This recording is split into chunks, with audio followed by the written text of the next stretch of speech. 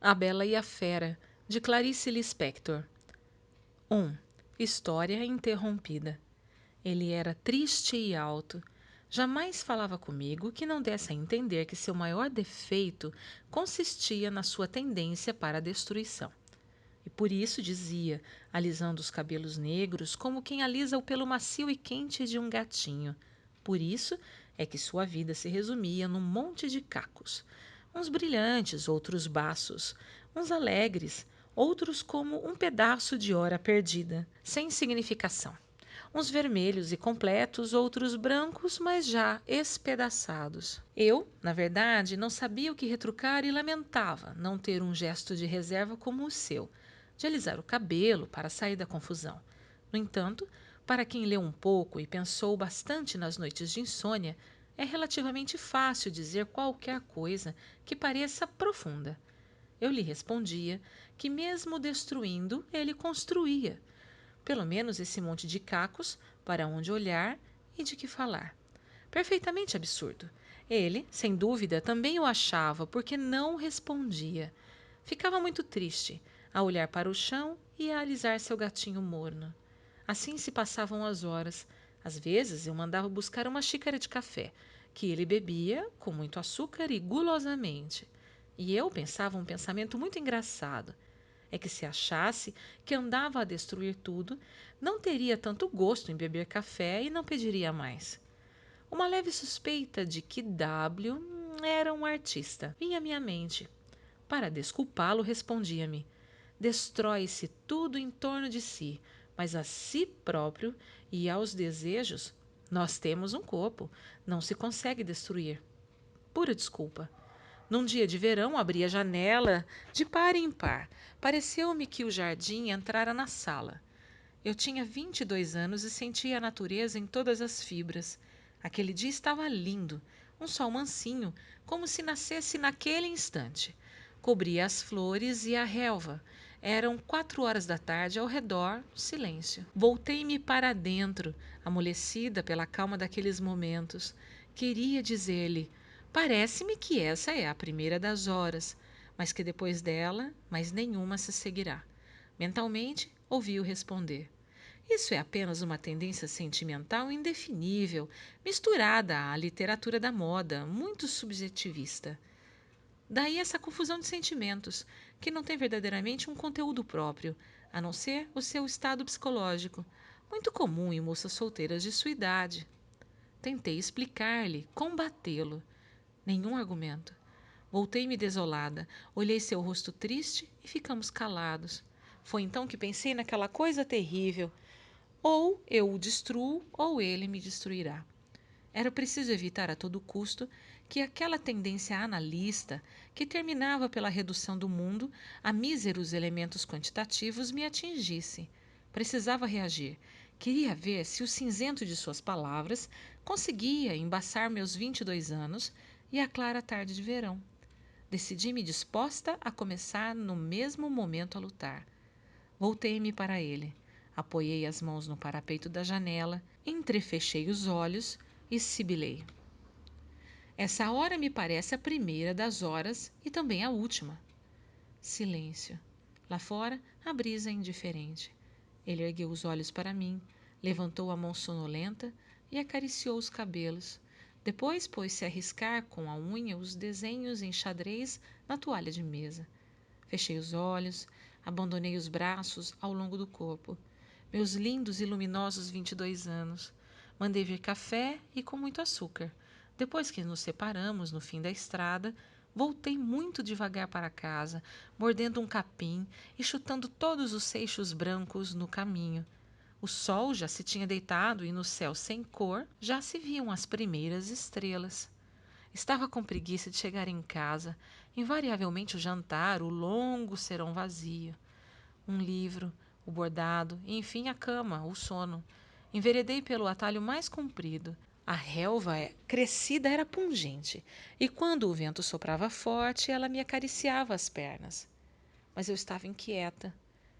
Ele era moreno e triste, e sempre andava de escuro. Oh, sem dúvida eu gostava dele. Eu, muito branca e alegre ao seu lado. Eu, numa roupa florida, cortando rosas, e ele de escuro, não, de branco, lendo um livro. Sim, nós formávamos um belo par. Achei-me fútil, assim, imaginando quadros, mas justifiquei-me. Precisamos contentar a natureza, enfeitá-la, pois eu jamais plantaria jasmim junto de girassóis. Como ousaria? Bem, o que precisava era de resolver o meu caso. Durante 2 dias pensei em cessar. Queria achar uma fórmula que Mo desse para mim. Queria achar a fórmula que pudesse salvá-lo. Sim, salvá-lo. E essa ideia me era agradável porque justificaria os meios que empregasse para prendê-lo. Tudo me parecia, porém, estéril. Ele era um homem difícil, distante, e o pior é que falava francamente de seus pontos fracos. Por onde atacá-lo, então, se ele se conhecia? O nascimento de uma ideia é precedido por uma longa gestação, por um processo inconsciente para o gestante. Assim explico a minha falta de apetite no jantar magnífico, minha insônia agitada numa cama de lençóis frescos após um dia atarefado. Às 2 horas da madrugada, enfim, nasceu ela, a ideia. Sentei-me alvoroçada na cama, pensei, veio depressa demais para ser boa. Não se entusiasme. Deite-se, feche os olhos e espere que venha a serenidade. Levantei-me, porém, e descalça para não acordar Mira, pus-me a andar pelo quarto, como um homem de negócios à espera do resultado da bolsa. Porém, cada vez mais parecia-me que achara a solução. Com efeito, homens como W passam a vida à procura da verdade. Entram pelos labirintos mais estreitos, ceifam e destroem metade do mundo sob o pretexto de que cortam os erros. Mas quando a verdade lhes surge diante dos olhos, é sempre inopinadamente. Talvez porque tenham tomado o amor a Talvez porque tenham tomado amor à pesquisa por si mesma e se tornem como o avarento que acumula.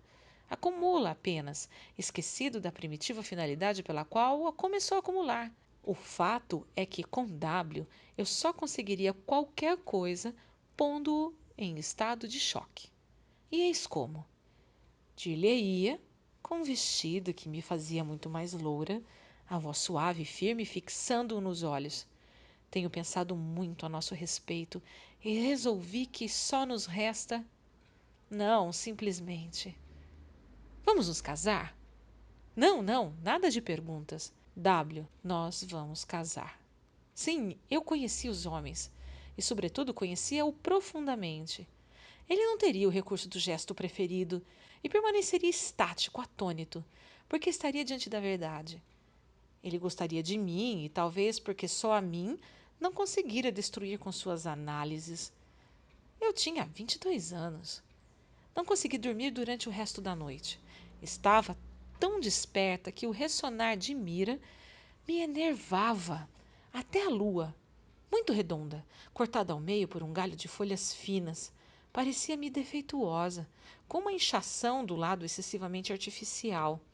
Queria abrir a luz, mas ouvia de antemão as queixas de Mira à mamãe no dia seguinte. Levantei-me com a disposição de uma mocinha no dia do seu casamento.